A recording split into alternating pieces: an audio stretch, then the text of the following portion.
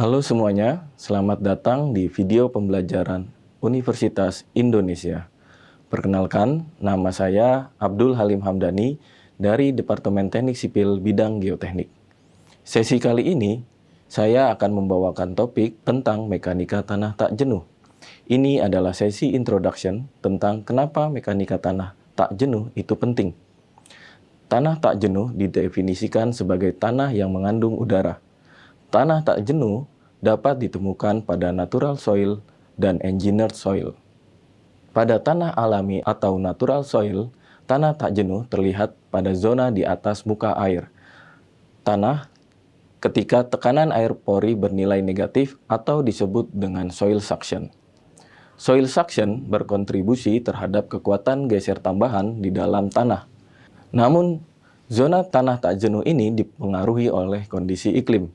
Infiltrasi air hujan ke dalam tanah tak jenuh akan menurunkan soil suction dan selanjutnya akan menurunkan kuat geser tanah tak jenuh. Sifat utama tanah tak jenuh adalah kurva karakteristik tanah air yang menggambarkan hubungan antara soil suction dan kadar air tanah. Mekanika tanah tak jenuh diperlukan untuk menghasilkan desain konstruksi yang aman, efisien, dan berkelanjutan, disertai dengan biaya rendah, dan selalu mengantisipasi adanya dampak perubahan iklim. Berikut adalah ilustrasi yang mengungkapkan alasan mengapa mekanika tanah tak jenuh diperlukan. Yang pertama, untuk mengetahui lebih akurat posisi slip surface atau bidang gelincir sehingga dapat memprediksi potensi ketidakstabilan dari suatu lereng.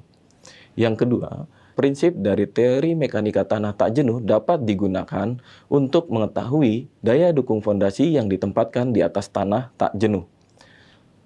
Ilustrasi selanjutnya menunjukkan bahwa mekanika tanah tak jenuh dapat digunakan untuk menghitung peningkatan water table di bawah kolam penampungan limbah akibat rembesan yang melalui lapisan tanah tak jenuh.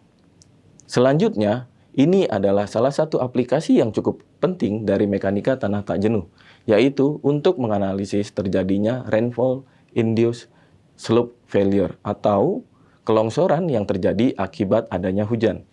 Perubahan posisi bidang gelincir atau slope surface dapat diprediksi melalui aplikasi teori mekanika tanah tak jenuh.